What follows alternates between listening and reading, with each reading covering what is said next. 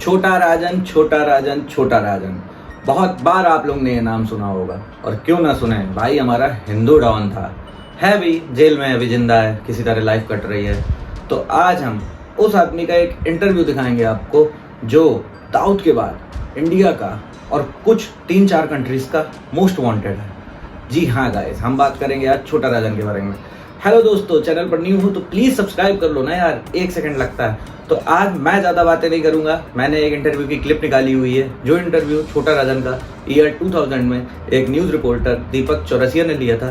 तो अब यहाँ से आपको मैं वो इंटरव्यू दिखाऊंगा, प्लीज़ देखिए, और अच्छा लगे तो लाइक करिए, कमेंट करिए, चैनल सब्सक्राइब करिए। तो अब यहाँ से वो इंटरव्यू स्टार्ट होगा। पर 14 तारीख की रात को एक बहुत प्राण घातक हमला हुआ। आपको क्या लगता है ये हमला आप पे किसने करवाया और किस कारण से करवाया? ये हमला मुझ पर दाऊद इब्राहिम ने किया है, और इसलिए किया है कि मैं उसके अगेंस्ट हूँ।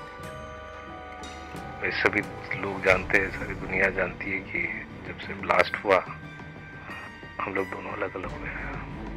क्या कारण था? एक जमाने में आपकी और दाऊद की बहुत दोस्ती थी, दोनों साथ साथ भी काम करते थे, लेकिन ऐसा कौन सा मुद्दा आ गया जिसके कारण आप दोनों अलग अलग हो? यही मुद्दा था कि इन्होंने दुश्मन मुल्क से, पाकिस्तान से हाथ मिलाकर हमारे देश से गद्दारी कर कर हमारे देश पे तबाही मचाई, इस तरह के ब्लास्ट करवाए, इसलिए मैं उनसे अगेंस्ट हुआ। उसके बाद क्या हुआ आप दोनों के संबंधों में? खासकर आप अलग हुए, वो अलग हुए, तो ऐसी क्या बात हुई? जैसे लोग आपके बारे में कहते हैं कि आप भारतीय हितों के हिसाब से काम करते हैं, तो ऐसे कौन से इंसिडेंट हुए जिनको आप गिना सकते हैं? जी, जैसे मैं मिसाल के तौर पर मिर्जा बेग है,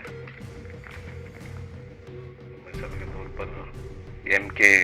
मजीद खान, क्या नाम उसका था, 3-4 लोग ब्लास्ट वाले मारे गए थे, और वो आपने उनका मेरे आदेश पे। क्यों आप उनको सबक सिखाना चाहते थे जो ब्लास्ट से जुड़े हुए? जी बिल्कुल, हमारे देश में इस तरह की गद्दारी करेंगे, ऐसे इनोसेंट लोगों को मारेंगे, तो कोई तो होना चाहिए उनको सबक।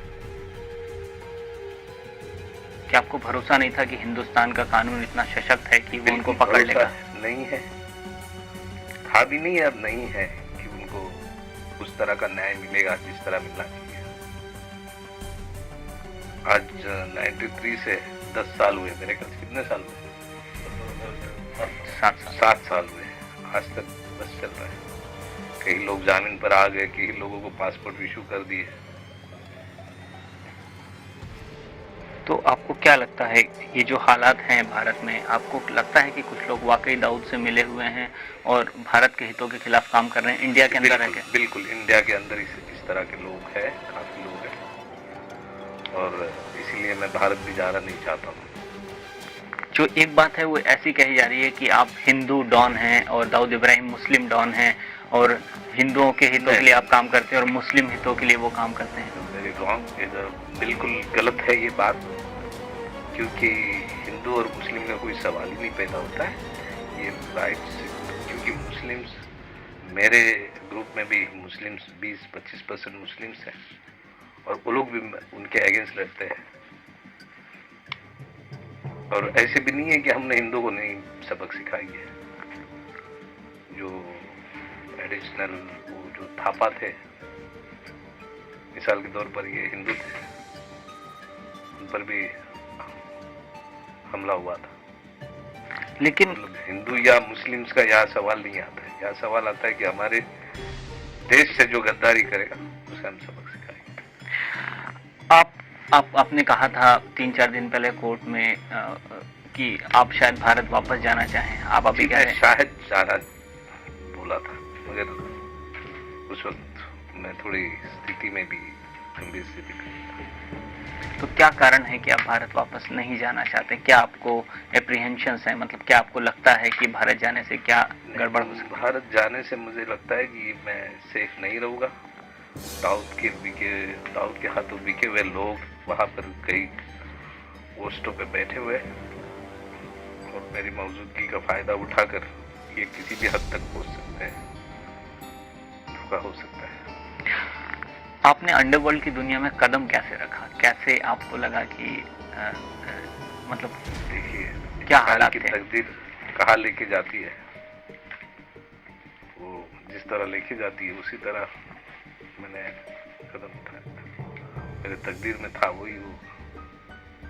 क्या आपको लगा था, मतलब जब आप इस दिशा में चले थे तब आपको लगा था कि आप एक अंडरवर्ल्ड का एम्पायर संभालेंगे?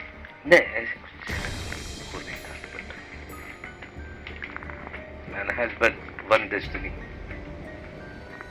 अंडरवर्ल्ड के बारे में ऐसा सोचा जाता है पैसा, लूटमार और जिसको बोलते हैं फिरौती और ड्रग व्यापार, तो हकीकत क्या है? आपके बारे में भी कहा जाता है कि आप कई सारे इस तरह की चीजों से जुड़े हुए हैं। मैं बिल्कुल लूटमार या ड्रग की ना मैं करता हूँ ना ही मैं करूँगा, और इसके बिल्कुल मैं खिलाफ हूँ। हाँ, मेरा बिजनेस ये है कि जो डिस्प्यूटेड लैंड है उनको मैं, जो डिस्प्यूटेड लैंड कोई किसी का हक छीन लेता है उनको हक दिलाना, उस पर अपना कमीशन लेना, कोई लैंड खरीदना, कोई लैंड बेचना, उस तरह से मतलब मैं पैसा इकट्ठा करता हूँ। आप कितनी से बहुत सारी कंट्रीज में रहते हैं, भारत से कई टाइम से बाहर हैं, तो भारत से अलग रह के आप अपना एम्पायर कैसे संभालते हैं? फोन, फैक्स, इंटरनेट जैसे संभालते हैं। जब दाऊद से, जब आप बॉम्बे ब्लास्ट की प्लानिंग हो रही थी तो वो एक लंबी प्लानिंग होगी, उस दरमियान आप दाऊद के साथ थे, तो क्या आपको उस वक्त भनक लगी थी कि ये लोग भारत के खिलाफ ऐसी कोई साजिश कर रहे हैं? नहीं, अगर भारत के खिलाफ ऐसी साजिश अगर हो, मेरे को जरा भी भनक लगती तो मैं इंडिया गवर्नमेंट को इत्तला करता या ये होने से मैं रोकता। क्या आपको लगता है कि दाऊद इब्राहिम और आईएसआई दोनों मिलकर भारत के खिलाफ कई तरह के काम अंजाम दे रहे हैं? किस तरह के? बिल्कुल, ये जॉली नोट अपने देश में, ये वहाँ की मिलिटेंट्स लोग को नेपाल के जरिए, जैसे मिर्जा बेग था, ये नेपाल के जरिए हिंदुस्तान में अंदर कराना। आपको क्या भारत लौटने का मन करता है? कभी मन करता है कि आप इस, मतलब ये जो हालात हैं उनको छोड़ के एक बिल्कुल नॉर्मल इंसान की तरह? बिल्कुल लगता है, क्यों नहीं। और भारत की मिट्टी की खुशबू लेने में तो बड़ी मुझे आशा है उस चीज़ की, बट क्या करेंगे हमारे देश की इस तरह की हालत देखकर, और मुझे पता है कि उधर मुझे न्याय नहीं मिलेगा, वहाँ मुझे धोखा होगा, जाने का कोई सवाल ही पैदा नहीं। हिंदुस्तान के कानून की नज़र में पुलिस वाले कहते हैं आप क्रिमिनल हैं, आप कहते हैं कि आप देश के लिए कुछ कर रहे हैं, तो इसमें आपको दोनों में अंतर नहीं लगता? देखिए, मैं नहीं कहता हूँ, लोग कहते हैं दुनिया के लिए, बट मिसाल के तौर पर मैं जो बोला, जैसे मिर्जा बेग है ब्लास्ट, अगर मैं ये देश के हित में नहीं करता हूँ तो फिर क्या करता हूँ? आप कहते हैं कि हिंदुस्तान में आपको न्याय मिलने की आशा नहीं है, फिर भी आप हिंदुस्तान की भलाई के लिए ये क्यों करते हैं? आई लव माई कंट्री, मैं अपने देश से प्यार करता हूँ, और मुझे ये नहीं देखना है कि मेरा देश मुझे क्या देगा, मैं देश के लिए क्या कर सकता हूँ, वो कितनी हद तक कर सकता हूँ, मैं करूँगा, करते रहूँगा, मरते दम तक करते रहूँगा। आपको क्या लगता है जो अभी फिलहाल जैसे मुंबई पुलिस आई, मुंबई पुलिस के केसेस हैं, और जो दूसरी जगह से है कि राजन को वापस इंडिया लाओ, राजन को वापस इंडिया लाओ, तो इन सब हालात में आपको क्या लगता है, कैसे आप देश के सामने अपनी एक छवि रखेंगे जो ये कहे कि मैंने देश के खिलाफ कभी कोई काम नहीं किया है? ये जो केसेस चल रहे हैं उनके बारे में क्या है कि कहते हैं कि हत्या के भी हैं, एक्सटॉर्शन के भी हैं? जी, ये एक्सटॉर्शन के केस मेरे खिलाफ होंगे तो वो करेंगे, है ही नहीं। मैं खुद लोगों को वो करता हूँ, कई लोग ऐसे हैं जो हमारे नाम से एक्सटॉर्शन करते हैं, इसका फायदा उठाते हैं। और जो हत्या के मुकदमे हैं, जो है बस उनको नाम करना होता है, वो लेके जाती है पैसे। और जो हत्या के मुकदमे हैं आप पे, जो 2-3-4 मुकदमे, कौन से? हत्या के भी कुछ मुकदमे, उन्होंने कुछ हत्या में आप मास्टरमाइंड हैं और इस तरह के उन्होंने कुछ इल्जाम भी लगा रखे हैं जो देश के अगेंस्ट है, जैसे मिर्जा बेग है या जैसे ब्लास्ट वाले व्हीकल है, उसके पीछे मैं जरूर आदेश दिया हूँ और दूंगा।